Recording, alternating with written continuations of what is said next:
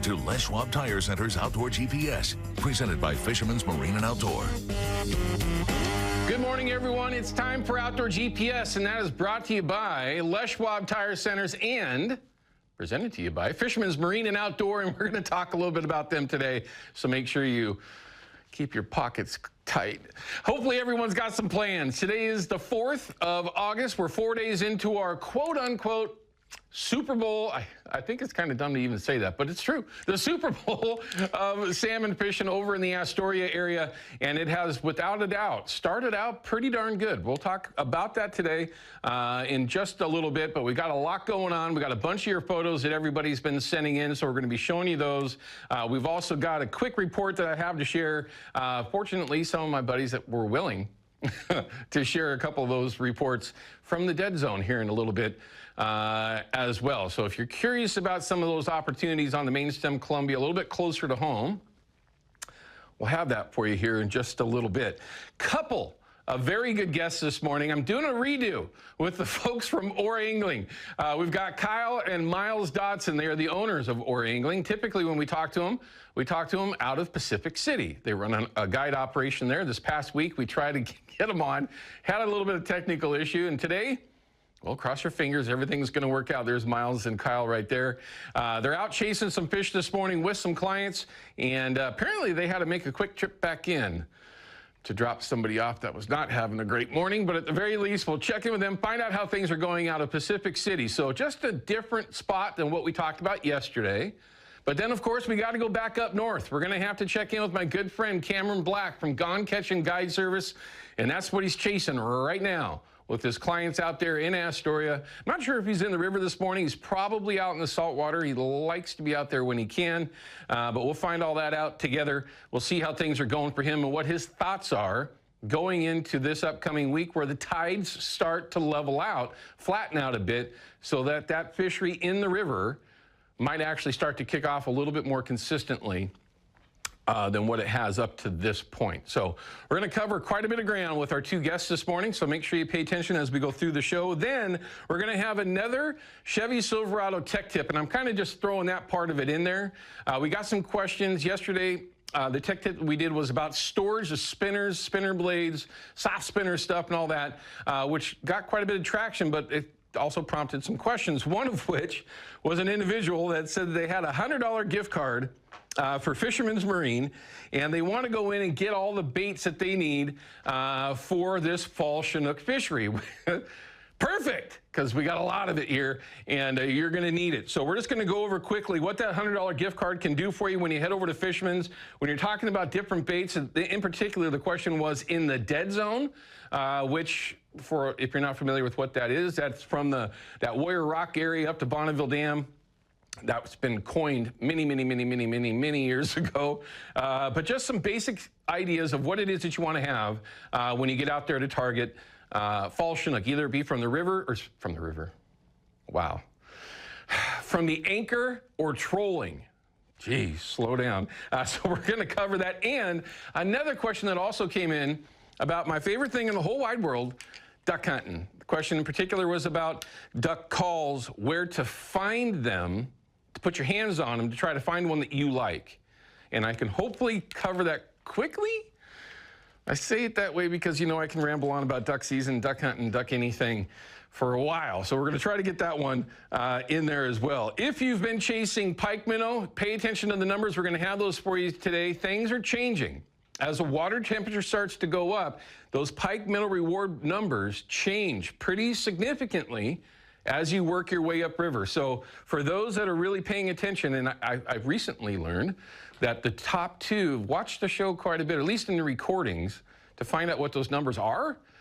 And you guys are doing great. Thank you. You're helping our salmon and steelhead tremendously with that pike minnow reward program. So we'll have that info for everyone here in a little bit as well. Also, we've got a bunch of photos we're going to be showing, so pay attention if you've been sending them in.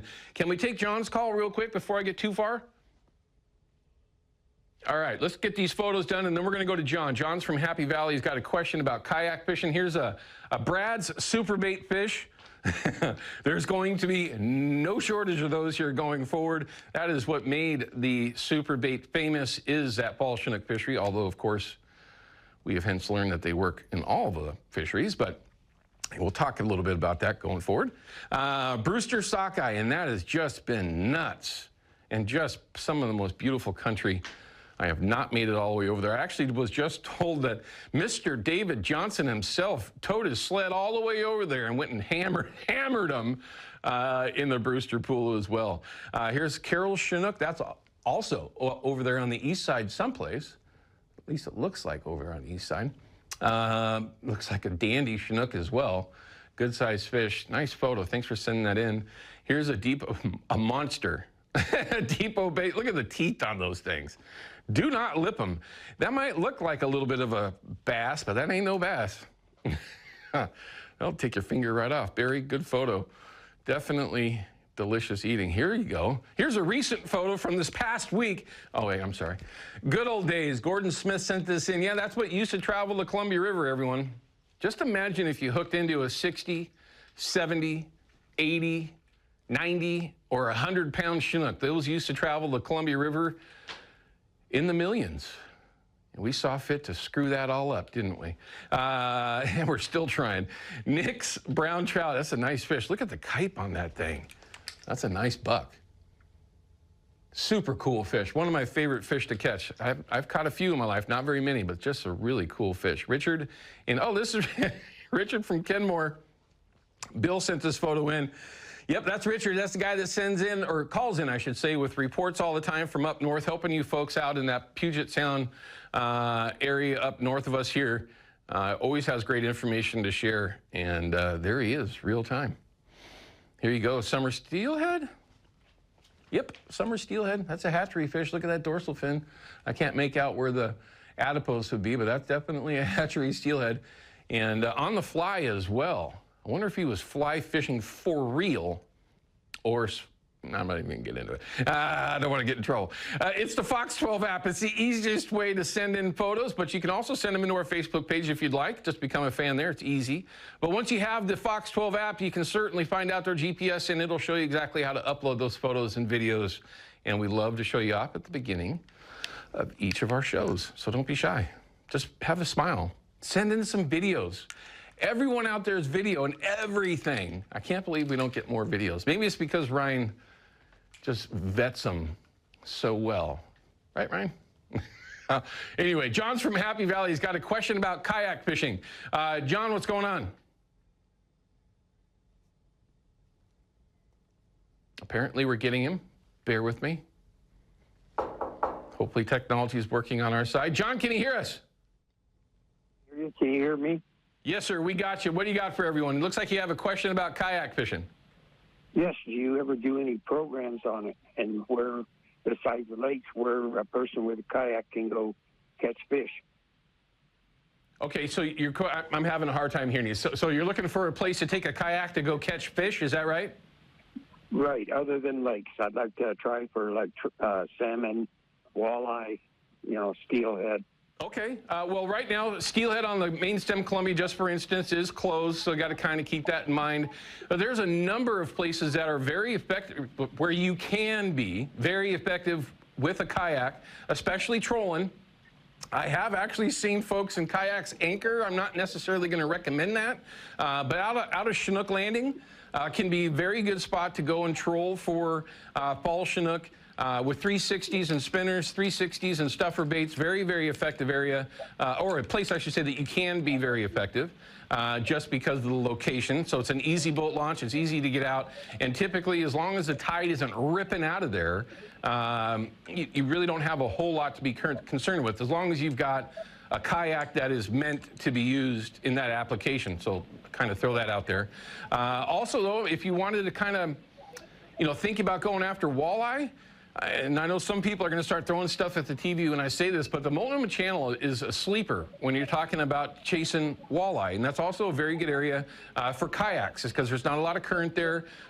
You're going to have boat traffic, of course, but typically it's a comfortable fishery and where you can just troll downriver most of the time, a bottom walker and a worm harness, right? So there are some very good areas in both of those zones, either out of Chinook Landing, again, like I mentioned, or along the Multnomah Channel for walleye. But both of those are places that you can explore, and in a short period of time, you can kind of figure out the MO of how you're going to want to do it. Are you familiar with those areas at all, John? No.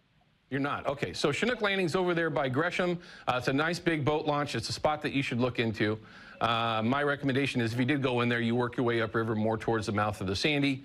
And typically in that zone, another week or two is when we're going to start seeing, relatively decent numbers in that area. Multnomah Channel is over by Sauvie Island. There's a number of places that you can launch there, either be on the island or Fred's Marina. So those are a couple of places that you can kind of explore, at least that are relatively close to home. When spring Chinook season's in full swing, along the Willamette, I mean, there's a number of places that you can target springers, and steelhead for that matter, especially right there in the Oregon City area, Milwaukee, down in the city itself. Very, very popular areas for sellwood. Very, very, very popular areas for kayak fishing in particular. So, John, those are definitely spots that you're going to want to put on your radar and get familiar with. Hopefully that helps you out, my friend. Be safe when you get out there. Have a flag on that kayak so other boats can see you. Okay, believe it or not, it happens. So just make sure you got some sort of way that people can see you clearly. And obviously, don't ever go out without your flotation device. All right, we're going to cut to a break. When we come back, we've got my field report segment. Main report I'm going to share, we've been talking so much about the coast and then, of course, Astoria and other options. But the question was specifically about the dead zone. Mainly for me, I was being a little greedy, but I'll share at least what I heard for us a little bit closer to home. We'll be back in just a couple of minutes.